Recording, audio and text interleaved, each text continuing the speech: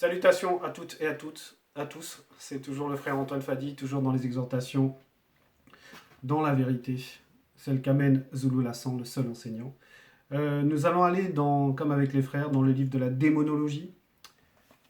La démonologie, voilà. Étude interdite de la science du démon. Et oui, c'est un livre exceptionnel, époustouflant, et on va le voir encore dans l'exhortation que nous allons ensemble pénétrer.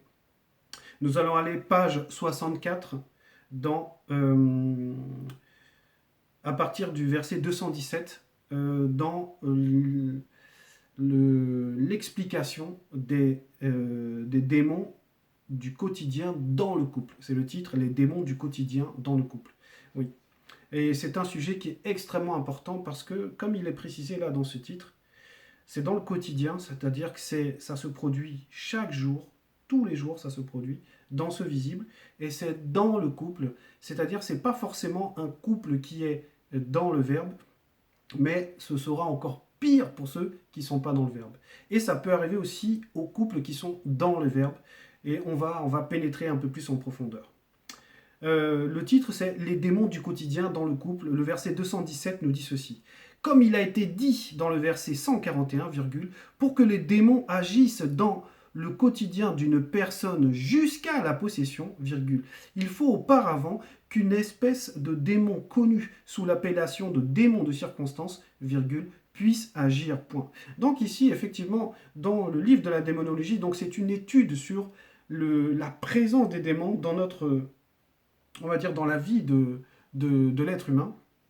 Et dans le premier verset, on a vu que les démons agissent, donc certes, dans l'existence de chacun, mais en tout cas par rapport au couple, parce que là, on va parler effectivement du couple, avant qu'une personne arrive à un état de possession très profond, on va pas dire complète comme les démoniaques dans les Bibles actuelles, ou effectivement les démoniaques à l'époque du vrai Christ, mais aujourd'hui, quand même, pour arriver à un état de possession, il y a un processus en fait. Et les premiers démons qui vont agir, qui vont perturber, qui vont ouvrir la porte dans la conscience de l'homme sont les démons de circonstance. Et pour comprendre, on va aller dans Bible cette fois. On va aller page 457 dans le chapitre 5 du livre de Mudangwedi, c'est-à-dire l'Ecclésiaste. Les paroles du sage connu. Donc le chapitre 5, et on va aller au verset 5 où il est dit ceci. Ne permets pas aux démons de circonstance de faire pécher ta chair par la porte d'entrée de ton âme, issue de leur influence sur tes yeux, On va s'arrêter d'abord dans cette virgule parce que cette partie-là, c'est la partie qui est vraiment le socle, c'est la base même, on va dire, de notre message. C'est-à-dire que, comme il a été expliqué dans le verset 217, il faut auparavant qu'une espèce de démon connu sous l'appellation de démon de circonstance, puisse agir. C'est-à-dire que eux vont mettre, en gros, ils vont mettre en place le scénario. Et ici, dans le verset 5 de Ecclésiaste, on nous dit « Ne permets pas aux démons de circonstance de faire pécher ta chair par la porte d'entrée de ton âme, issue de leur influence sur tes yeux, c'est-à-dire par rapport à la vision. » Et ça, c'est très très important de comprendre comment les démons de circonstance agissent en fait. Ils vont manifester un scénario, ils vont manifester une situation, et la conscience de nos yeux va être frappée, et en fonction de cela, on va réagir de telle ou de telle manière. Et là, il s'agit on va dire, de la réaction qu'un homme peut avoir dans son couple à cause de ces démons. La suite du verset dit « Et ne dis pas en présence du messager du verbe de l'Oba que tu veux faire un vœu. Point. Sinon, Mundima Beko qui s'est dit va se mettre en colère à cause de ce que tu as dit, et détruira ce que tu entreprends. » Donc ici, on prévient la personne de faire très attention à ces démons de circonstance parce qu'ils ont cette influence sur les yeux. Et les yeux sont très importants. La conscience des yeux est très importante parce qu'elle est très fragile. Et on le sait, les yeux représentent quelque chose spirituellement. On va dire la vision. Et la vision, c'est quelque chose d'extrêmement important. Parce que à cause de cette vision, on peut se tromper, on peut être leurré. Et en même temps, c'est par la vision qu'on éclaire. C'est parce qu'il y a l'éclairage qu'on peut avancer, qu'on peut avoir confiance en cette vision. Et l'éclairage va venir du verbe. Donc ici, dans la situation, on nous prévient qu'une personne, avant qu'elle soit possédée, il va y avoir d'abord un scénario de mis en place par le monde occulte et on va utiliser les démons de circonstance. Et ça arrive dans le couple. On va lire le verset 218 qui nous dit « Quand un démon de circonstance veut vous nuire, virgule, il fait tout ce qui est en son pouvoir, point virgule, ceci par toutes sortes de stratégies occultes, point. » Voilà, ça veut dire que ce démon-là, on sait déjà de quoi il est animé. Le but, c'est de nuire au couple. Et donc, on va dire, de ses premières victimes, ça va être l'homme par la conscience des yeux. L'homme ou la femme, hein, mais d'abord là, on s'adresse à l'homme. L'homme va voir des choses qui vont le perturber, qui vont le déranger. Et ça, c'est des situations qui nous arrivent tous les jours, qui arrivent tous les jours dans les couples, où le mari voit quelque chose que sa femme manifeste ou que sa femme, on va dire, a produit, et ça le dérange profondément. Et là, on va dire, il va y avoir plusieurs types de comportements. En tout cas, ce qui est sûr, dans le verset 218, on nous explique que leur but, c'est de nuire à l'équilibre du couple, de nuire à l'unité, de nuire dans le dialogue, la complicité, le respect qui doit y avoir dans le couple. Verset 219, dans le couple, virgule, les démons de circonstance manifestent une ambiance désagréable. Donc ça veut dire que pour savoir s'il y a des démons de circonstance qui ont agi, ça va se sentir dans l'ambiance. Ça va se sentir dans les rapports, dans les regards, dans le comportement de chaque personne. Et ici, on va cibler l'homme. Donc, dans le couple, les démons de circonstance manifestent une ambiance désagréable, entre parenthèses, antipathique, virgule, déplaisante, virgule, irritante, virgule, désagréable. Voilà. Parce que c'est la réalité. Ça veut dire que quand il y a quelque chose une femme voit son mari qui est pas, on va dire, qui est désagréable, qui manifeste un comportement de dédain, un comportement irrespectueux, agressif, c'est qu'il y a déjà les démons des circonstances qui sont présents, qui ont manifesté quelque chose. Et ça peut arriver quand, par exemple, la femme, imaginons, hein, la femme, elle laisse quelque chose traîner sur le bureau de son mari, et son mari, lui, se lève, il vient et il s'assoit et il voit la chose que la femme a laissée. Et là, si ce mari-là ne s'appuie pas sur le verbe, ne rentre pas dans une conscience qui est supérieure à ce qui a frappé ses yeux, c'est-à-dire déjà la conscience qui permet de faire confiance au verbe, de se confier dans la prière pour décharger, il y a quelque chose qui est rentré qui me dérange, qu'est-ce qu'il va faire? Il va aller vers sa femme et là, ça va être la dispute. Il va être tout de suite agressif, il va même pas saluer sa femme ou quoi que ce soit, il va dire « Hé, dis donc, t'as fait ci, t'as fait ça ». Boum. Et là, dans le comportement, on sait déjà que il y a une circonstance qui a été manifestée, le démon de circonstance a agi, et maintenant il y a d'autres démons, les démons de confusion, les démons de dispute qui vont se manifester à leur tour, parce que la porte a été ouverte. Et dans la suite, on nous dit ceci, premier signe. Donc le premier signe qui montre que le démon a ouvert la porte et qu'il va y avoir donc dans l'ambiance de l'agressivité, des mauvais regards, des paroles qui sont agressives, qui sont pas bonnes, quelque chose qui dérange. Un des premiers signes, le premier signe est dit, 2 points, divergence d'opinion, entre parenthèses, de l'homme envers sa femme. Donc le premier signe qui montre que, on va dire, le scénario a été mis en place, que l'homme a été impacté dans la conscience de ses yeux et qu'il va maintenant réagir selon ce que ce démon lui fait ressentir, c'est la divergence d'opinion, c'est-à-dire le désaccord. Et on dit bien de l'homme envers sa femme. On commence par l'homme. Parce que, effectivement, l'homme a été manifesté avant la femme, et c'est surtout que l'homme va représenter celui qui est le chef, en fait. Et lui, il va être d'abord frappé dans sa conscience parce que, en réalité, c'est lui la cible. C'est l'homme qui est la cible de tout ça. Le premier là, c'est l'homme. Et c'est aussi parce que l'homme a dans son positionnement a quelque chose qui ne va pas lorsqu'il n'est pas complètement soumis au verbe, et on va développer cela. Donc on nous dit ici que le premier signe, c'est la divergence d'opinion. Ça veut dire que normalement, dans un couple, la base du couple, c'est ce que le verbe nous enseigne, c'est 3 piliers. Le dialogue, la complicité et le respect. Dialogue, complicité et respect. Et en gros, ça, ce sont, on va dire, 3 portes. Et ces 3 portes sont aussi représentées par le comportement.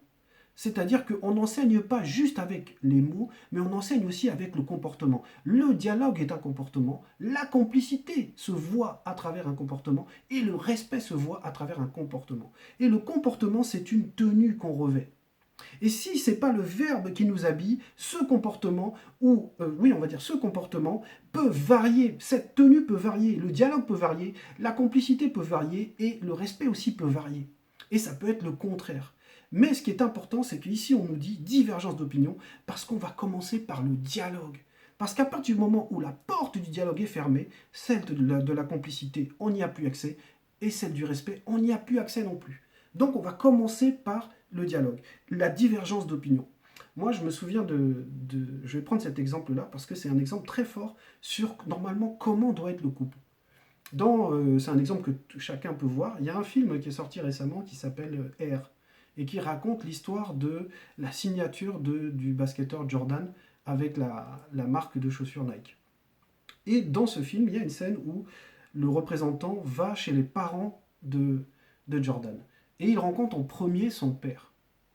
Et son père est en train de réparer, c'était un bricoleur, il aimait réparer les voitures, tout ça, il est en train de réparer la voiture. Et le monsieur se présente, et lui, il appelle sa femme. Et sa femme vient, et le monsieur donc se présente, dit pourquoi il est là. Et le mari regarde sa femme, et en fonction de ce qu'ils se disent, en fait, juste d'un regard, le mari dit à sa femme, bon, je te laisse avec ce monsieur. Donc lui, il est retourné s'occuper de sa voiture et tout, et c'est la femme qui a pris en charge le monsieur, parce que pour parler business, l'homme faisait tellement confiance à son épouse, tellement il sait que, on va dire, c'est une matriarche, c'est quelqu'un qui a compris en fait son rôle par rapport à l'homme. La mère va prendre en charge les choses. Et c'est pas le mari qui a dit ah, on est entre hommes, on va discuter entre hommes, on va parler du business de mon fils, etc. C'est la maman qui s'est chargée de tout ça. Et ça, c'est une scène qui, quand on la comprend spirituellement, elle est très forte. Parce qu'on voit la complicité. On voit d'abord le dialogue, la complicité et le respect. Parce que en laissant sa femme gérer le business, c'est parce qu'il lui accorde sa confiance, il la respecte en même temps. Et cette scène est très forte parce que c'est ce qu'on va montrer dans l'exhortation, ça se perd cela. Et ça se perd comment? Ça se perd déjà par le dialogue. Donc ici, verset 220, il est dit, quand le démon de circonstance attaque un homme qui est en couple avec une femme, virgule, cet homme commence à être en désaccord avec sa femme. Point. Et ça, c'est très important. Parce que briser l'unité, ça commence par le désaccord. On n'est plus accordé. Accordé, c'est comme si on avait la même corde, on tenait la même corde. Et là, c'est comme si on est détaché, on n'est plus uni en fait. Et cette personne, cet homme-là, on dit, quand le démon de circonstance attaque une personne, le premier signe qui va se voir, c'est le désaccord de l'un avec l'autre. Ça veut dire on ne marche plus ensemble, on n'est plus d'accord, on va s'opposer, parce que le désaccord, ici, va représenter l'opposition. Ils vont s'opposer. Et quand on s'oppose, c'est qu'on ne va plus dans le même sens, en fait. Et là, c'est l'homme qui est frappé, c'est pour ça qu'on nous dit quand le démon de circonstance attaque un homme. Parce que cet homme-là, comme on l'a vu dans le livre de Ecclésiaste, il a déjà été frappé par sa vue. Il a vu quelque chose, il y a quelque chose qui l'a dérangé, que ça soit au travail avec des collègues, que ça soit à la maison. Cet homme-là va être déjà frappé dans la conscience de ses yeux. Et maintenant, quand sa femme va manifester des choses, il va venir s'opposer à sa femme. Lorsque sa femme va vouloir l'aider ou va vouloir manifester une opinion, il va venir s'opposer. C'est pour ça que c'est divergence d'opinion. Donc, on n'est pas d'accord. On peut ne pas être d'accord sur quelque chose, mais ne pas arriver à l'étape où on ne s'entend plus. Parce que ici, le désaccord, c'est pour ça que j'ai dit, le désaccord ici va représenter l'opposition. Deux forces qui viennent se frapper en fait. Alors que normalement, les deux forces devaient s'additionner. Verset 221. À chaque discussion ou altercation avec sa femme, virgule, cet homme veut à tout moment avoir raison et avoir le dernier mot. Et là, ça montre qu'est-ce qu'il y a dans cette opposition. Pourquoi il y a cette opposition? C'est parce que l'homme veut garder une place de domination. Et en cela, le fait qu'il veut garder une place de domination, c'est qu'il a déjà été frappé. Voilà. Normalement, cette domination-là dont on va parler, c'est une domination qui est charnelle. Parce que le fait qu'on nous dise chaque discussion ou altercation avec sa femme, à chaque discussion ou altercation avec sa femme, virgule, donc à chaque, ça veut dire que là, c'est devenu un mode de dialogue. Pour lui, le dialogue, ça va être l'opposition. Ça va être de s'opposer à la vie de sa femme, ça va être de s'opposer l'idée de sa femme, ça va être de montrer sa divergence.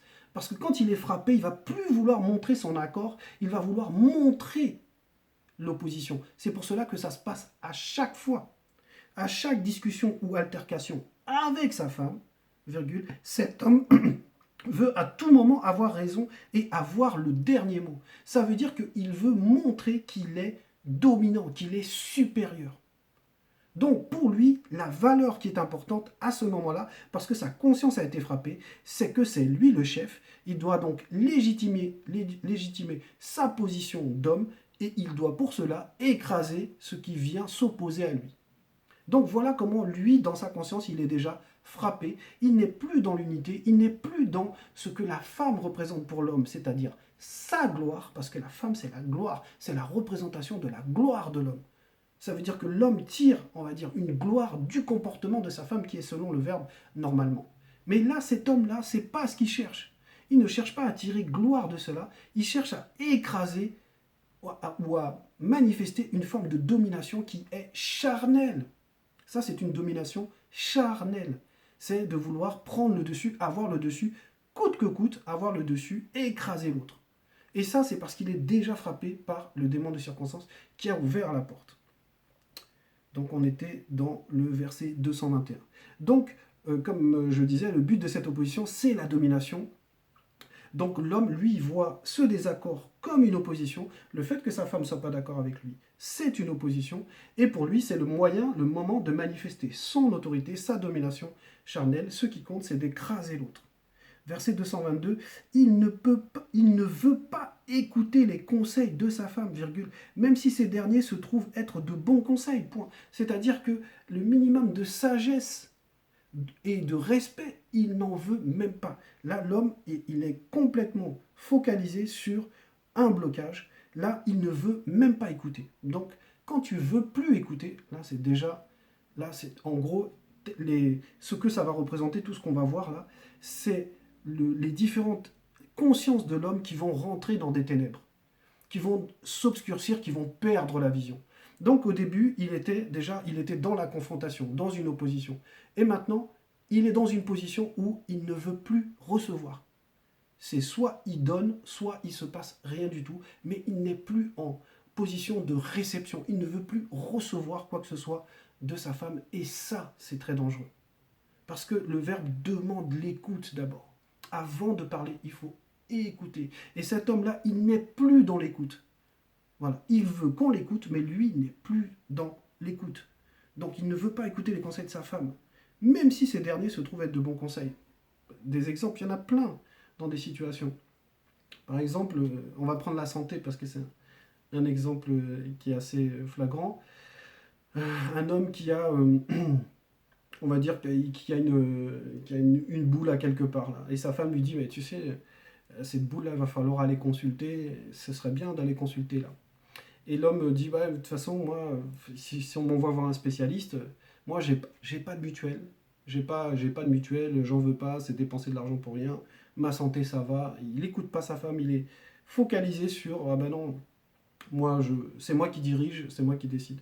Et pourtant, ce même homme-là, il va avoir une mutuelle, ou on va dire une assurance pour sa voiture. Et sa voiture va représenter son corps aussi. Puisque la voiture représente, on va dire, un corps dans lequel il y a un conducteur qui peut représenter l'âme. Mais il va donc avoir quelque chose qui va protéger son corps, mais son propre corps à lui, il ne va pas forcément le protéger parce que le montant de cette mutuelle, c'est l'équivalent du montant de l'assurance de sa voiture, il n'a pas envie de mettre l'argent. Alors que le corps est plus important que la voiture. Et quand sa femme va manifester la sagesse en lui disant, tu sais, il faut prendre soin de ton corps, il faut faire ceci, il faut faire cela, l'homme va se braquer. Et l'homme va réagir d'une manière où non, il va écraser tout ce qui peut lui apporter de la sagesse qu'il n'a pas de lui-même. Et quand on est là-dedans, quand on n'écoute pas les autres, c'est-à-dire qu'on n'est pas perméable à la sagesse, parce que la sagesse, même la nature nous enseigne. Donc notre femme peut nous enseigner par son comportement ou par des conseils. On a un exemple dans Bible, on va dire même dans la Bible actuelle, mais dans Bible, on a l'exemple d'une Kétie qui va représenter Pilate, en tout cas il l'appelle Pilate de l'autre côté, dans les Bibles falsifiées. Et lui, il a écouté le conseil de sa femme quand sa femme lui a dit de faire attention, de ne pas condamner cet homme, parce que cet homme, qui était donc Koudoumane, le Christ, n'était pas coupable. Et elle a expliqué pourquoi, mais alors que lui, c'est son travail de tous les jours, c'est de statuer. On va dire, c'est le gouverneur, c'est à lui de statuer. Il connaît la loi, il a déjà fait, etc. Il va néanmoins écouter sa femme, en tout cas, ce que sa femme lui transmet comme information, il va l'écouter, il va le prendre en compte et il va appliquer cela. Et lorsqu'on écoute, on est déjà dans une forme de complicité et on est déjà dans une forme de respect. Parce que écouter, c'est dialoguer en fait. Mais maintenant, l'écoute, c'est selon le verbe.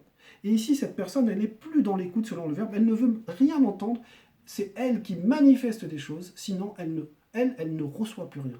Donc elle n'est plus en phase de réception, elle n'est que en phase de don. Et ça, là, c'est très problématique, parce que ça montre en fait que petit à petit, les consciences de cet homme sont en train de s'enfoncer dans l'obscurité. Parce qu'en réalité, elle s'éloigne du verbe. Verset 223. Le mari devient de plus en plus désagréable, virgule, pénible et déplaisant. Donc ça veut dire que ce qui était à l'intérieur est en train de se manifester par l'oralité à l'extérieur. Il est en train de, comme on dit un peu dans le monde, il est en train de pourrir la relation. Il devient désagréable, la nourriture, c'est pas assez chaud, c'est pas assez bon, c'est pas assez salé. Oh, tu m'énerves, tu mets trop de temps dans la salle de bain, etc. Il devient donc quelqu'un qu'on va avoir du mal à supporter. Parce qu'il enferme quelque chose à l'intérieur de lui. Et comme il n'a pas osé utiliser le dialogue dès le départ, de ce qui a frappé sa vue, de ce qui peut-être l'a dérangé, etc., il va manifester on va dire, ce qui est en train de mûrir à l'intérieur et qui devient un peu comme le pu là, pour les boutons. Donc c'est quelque chose de mauvais qui est en train de sortir. Verset 225, 224, pardon, il veut avoir raison pour que soit reconnue sa légitimité et que sa femme ait tort. Donc en gros, son objectif, parce qu'il va manifester donc quelque chose qui est désagréable, quelque chose qui pollue l'ambiance, etc. Donc quelque chose qui va dissuader sa femme de vouloir avoir une forme de partage avec lui. Donc cette femme va rentrer dans une forme de soumission. Parce qu'il va tout faire pour écraser la personnalité de sa femme. Parce qu'il faut bien comprendre que quand ces démons de circonstance agissent, en fait, sur l'homme, l'homme ne va plus du tout considérer la femme, en fait. Et ça, c'est beaucoup lié, c'est pas dit mais explicitement dans le passage, mais c'est beaucoup lié à comment l'homme perçoit la femme. Est-ce que la femme, c'est juste un objet sexuel? Qui est la femme en fait? Qu'est-ce qu'une femme spirituelle? Pourquoi, souvent en tout cas, l'homme qui va avoir ce genre de comportement, c'est parce que il est au niveau où il considère juste la femme par rapport à son désir. Au désir sexuel, au plaisir de la chair, parce que la femme, on va dire, apporte ça physiquement, c'est ce qu'elle apporte. Mais s'il la voit que dans cela, forcément, il va ouvrir des portes, parce que la femme n'est pas que ça. Certes, il y a cette partie-là que la femme apporte, mais la femme a d'autres facettes, notamment la facette spirituelle. Et c'est ça que l'homme, normalement, tire sa gloire de ça, de cette femme qui est spirituelle. Mais lui, là, il n'est pas là-dedans. Il veut avoir raison pour que soit reconnue sa légitimité et que sa femme ait tort. Parce que pour lui, avoir tort, c'est être faible. Se tromper, dire pardon, c'est être faible. Donc c'est quelqu'un qui a un ego déjà qui est très fort. Parce que pour lui, le fait de montrer que je me suis trompé, j'ai tort, laisser sa femme avoir raison, pour lui, c'est comme si sa femme le dominait. Voilà. Et ça, quand on pense comme ça, on n'est pas spirituel. Parce qu'en réalité, l'homme ne domine pas, même si, on va dire, l'homme est le dominant, mais c'est le verbe qui domine. Ça veut dire que l'homme lui-même est de toute façon soumis aux entités. Il est soumis à plus fort. Voilà. Et les entités ne sont pas là en train d'obliger l'homme. Donc pourquoi l'homme va aussi à son tour obliger la femme? Donc, verset 225, cet homme agit ainsi parce qu'il désire faire sortir ce qui est intériorisé en lui, virgule. Mais il n'y parvient pas. Et oui. Parce que c'est ce qu'on disait dès le départ. Il a vu quelque chose. Ces démons de circonstance ont agi, ça a frappé sa vue. Et Et il a laissé ça dans son cœur au lieu d'utiliser le dialogue, la complicité, le respect. Parce qu'il faut savoir parler de tout dans le couple. Il faut exposer. Quand quelque chose nous dérange, on doit l'exposer. Et cet homme ne l'a pas exposé. Il a gardé ce qui le dérange. Peut-être que sa femme a pris du poids. Peut-être qu'il n'aime plus comment sa femme s'habille. Peut-être qu'elle est négligée sur certaines choses et que ça le dérange. Mais il n'ose pas lui dire parce qu'il a peur qu'elle le prenne mal. Il a peur qu'elle se vexe. Ou alors c'est parce qu'il a vu une autre collègue. Il s'est laissé séduire parce qu'il désirait déjà ce genre de relation. Et maintenant, forcément, l'objet de son amour et tout, c'est pas ça qui l'intéresse, parce que le désir a été transféré sur ce qu'il n'a pas. Et ça s'appelle, quand le désir est transféré sur ce que tu n'as pas, c'est la convoitise. Donc cet homme-là, il manifeste en fait que des consciences qui sont en train de s'enfoncer dans des ténèbres. Verset 226. Il se dit en lui-même qu'une femme ne peut avoir raison face à lui, point virgule, qu'elle est bonne uniquement à écouter sans donner son opinion, point. Et là, c'est grave, parce que c'est ce que j'expliquais. Là, c'est plus sa femme, c'est une femme en général. Donc c'est le genre féminin. Et pour lui, si le genre féminin a raison sur quelque chose, lui, en fait, c'est comme s'il était dominé. Il était faible. Il avait quelque chose qui avait le pouvoir sur lui. Et ça, c'est ce qu'on retrouve énormément dans les religions. Ça, on le retrouve énormément. J'en citerai un exemple tout à l'heure. Mais c'est grave comment les religions ont donné cette image-là de la femme, que la femme, c'est le péché incarné, que la femme, c'est le démon, qu'il faut se méfier de la femme, que la femme, si on ne la garde pas sous contrôle, c'est, comme ils disent, la boîte de Pandore. Voilà. Et ça, on a énormément ça dans les religions. Et là, cette personne manifeste cet état d'esprit. Il se dit en lui-même qu'une femme, pas sa femme, mais qu'une femme en général, ne peut avoir raison face à lui. Voilà. Donc lui, il est plus dans l'unité, il voit plus la manifestation de la grâce à travers la femme, il voit plutôt quelque chose d'autre, et on va le découvrir. Verset 227. Tant qu'il ne cède pas ou ne donne pas raison à sa femme, virgule, il pense que sa femme ne doit pas avoir le dessus sur lui, c'est ce que je disais, point virgule. C'est donc une façon pour lui d'éviter de se sentir dévalorisé, virgule. Il se sent exister. Il se sent exister parce qu'il a le dessus, il se sent exister parce qu'il écrase l'autre, parce qu'il tient l'autre. Voilà, il sent qu'il est fort parce qu'il a, on va dire, il exerce sa puissance, mais ce n'est pas selon le verbe. Verset 228. Un point de vue identique à celui de sa femme, virgule, amène une fin de discussion immédiate, virgule, tandis qu'un point de vue opposé à sa pensée permet d'alimenter la discussion, point.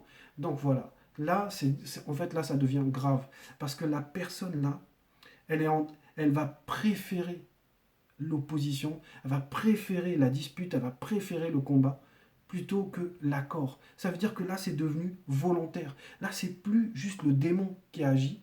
Maintenant, la personne prend cela, elle fait un avec, on va dire, la pollution que le démon a apportée. Donc là, c'est volontairement qu'il veut s'opposer à sa femme. C'est volontairement qu'il veut la dominer. C'est même plus lié à la circonstance. Là, c'est sa propre nature qui a été touchée et sa propre nature à cet homme se révèle parce que le verbe expose cela. Verset 229. Pour cet homme, virgule, sa femme est une rebelle, virgule, une mauvaise épouse qui ne pénètre point le principe du mariage, point virgule, qui ne respecte pas l'homme, point. Et là, c'est grave.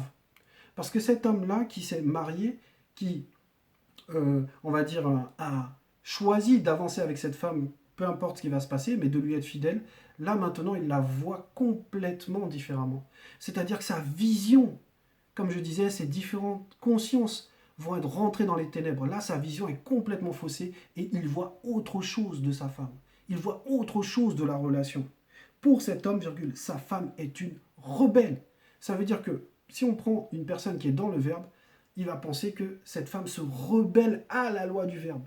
Donc il va penser que la femme est en train de désobéir à la loi. Et il va utiliser ça encore plus pour légitimer son comportement. Donc lui, dans sa conscience, il est persuadé maintenant que les choses ont été inversées. Cette femme qui, soi-disant, serait apportée, ou en tout cas, dont il a bénéficié d'une grâce pour avoir une femme selon le verbe, maintenant, il va dire que cette femme est même contre le verbe. Donc c'est même plus contre lui-même, mais d'abord contre le verbe. Et si elle est contre le verbe et que lui, il est pour le verbe, elle est contre lui-même. C'est ce qu'il dit après. Qui ne respecte pas l'homme. Voilà. Elle ne respecte point le principe du mariage qui va représenter la loi. Et Donc elle est contre le Verbe, contre la loi et contre lui-même. Parce qu'il est persuadé que lui, il a la vision et que lui est du bon côté. Voilà. Et là, ça devient très grave, parce que là, c'est une conscience qui est spirituellement là, qui est touchée. C'est la conscience spirituelle là qui est touchée, parce qu'il est capable de dire que cette personne est contre le Verbe, alors que lui-même, en fait, il est déjà victime des démons de circonstance. Il n'est plus dans le dialogue, la complicité, le respect, et il pense que le Verbe est de son côté. Verset 230.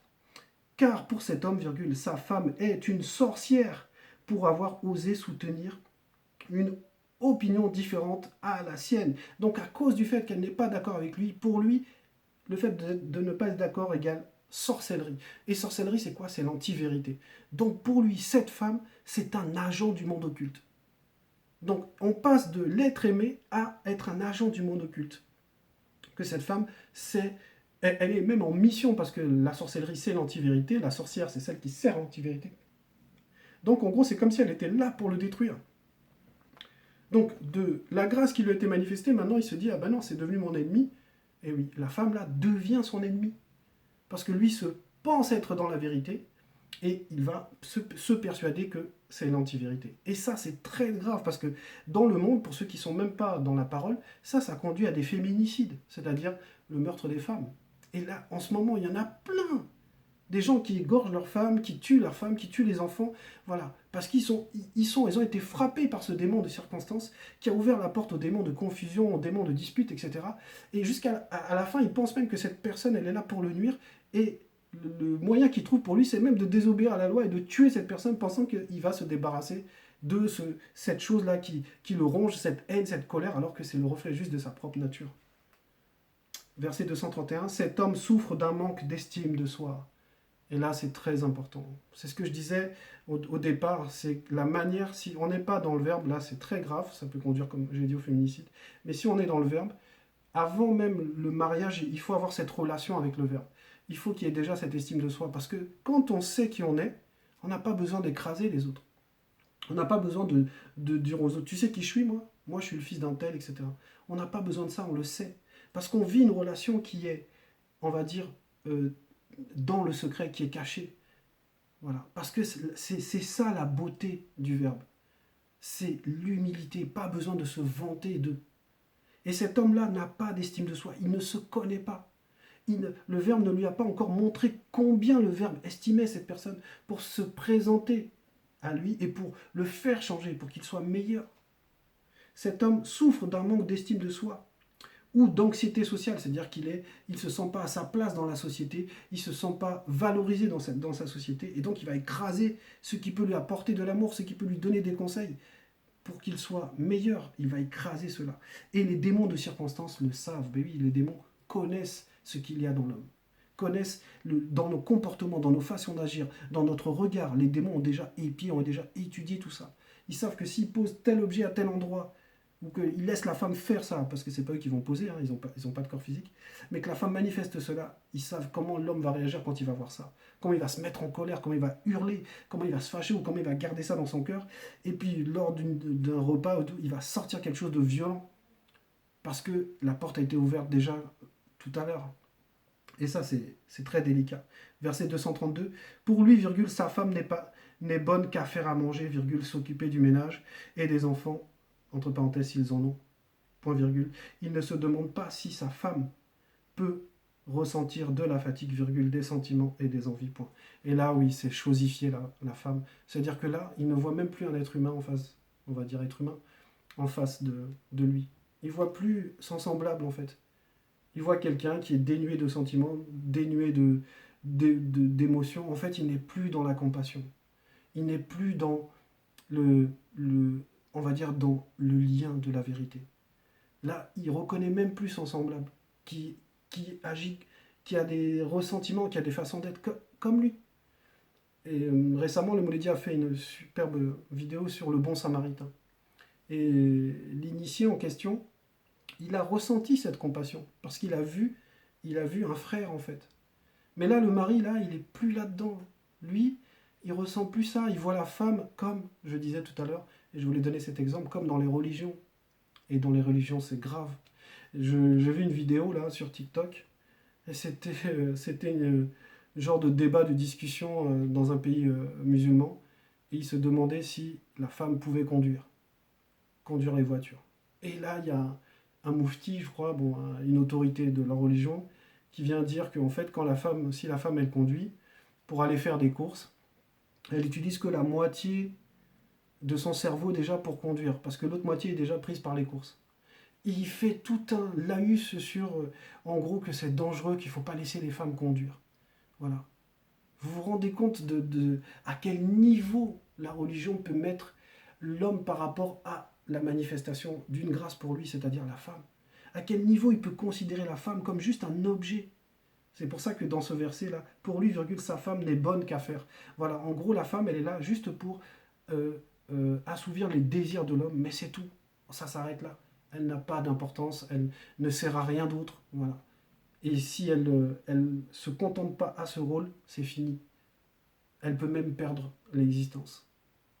Donc c'est un message qui est très important, parce que c'est un message véritable, et c'est un message dont les situations sont quotidiennes. Et c'est à nous, les hommes, puisque ça s'adresse vraiment aux hommes, c'est à nous de savoir euh, mettre en valeur la femme. Et pour terminer, je vais vous donner cet exemple de quelque chose que je vivais avec le Mouledi, avec notre Mouledi Zulu Lassan. Il me montrait des vidéos sur son téléphone et je me souviens, c'était une vidéo d'une femme qui était assez rondelette, que moi personnellement je ne trouvais pas très jolie, et c'était une blanche, elle était avec un noir. Et elle était très fière parce que l'homme était plutôt beau, etc. Et elle, qui n'était pas forcément très jolie, elle était très fière d'être avec cet homme et elle se pavanait, elle le montrait. Et le Mouledi m'a montré plusieurs vidéos comme ça, et à chaque fois il me disait: Ah, il l'a mis en haut. Ah, tu vois, l'homme là, il la met en haut. Et ça a été vraiment. Au début, je ne comprenais pas, parce que moi, je regardais avec ma conscience des yeux, je disais, bah, pour moi, elle ne le méritait peut-être pas, etc. Mais en fait, il est en train de m'initier sur quelque chose que j'ai compris plus tard, en fait. C'est le rôle de l'homme, en fait. Le rôle de l'homme, c'est de savoir mettre en haut sa femme. Voilà. Et c'est d'aller au-delà des apparences, de ce qui peut plaire ou pas plaire, mais c'est de savoir considérer l'autre. C'est pour ça que, même dans les autres exhortations, les frères ont pris l'exemple du passage dans le livre de Dalé, de la manière dont Koudoumane a aimé, a respecté, on va dire, l'Église. C'est comme ça que l'homme doit respecter la femme. Il faut la mettre en haut. Et quand on comprend spirituellement, mettre en haut, ça veut dire qu'il faut élever la personne. Il faut lui donner un statut spirituel. Et ça, c'est ce que l'homme a la capacité de faire avec sa femme, la mettre en haut, la mettre à l'aise, lui donner cette valeur, parce que lui tire sa gloire de cela. Donc c'était l'exhortation, l'Oba est toujours glorifié.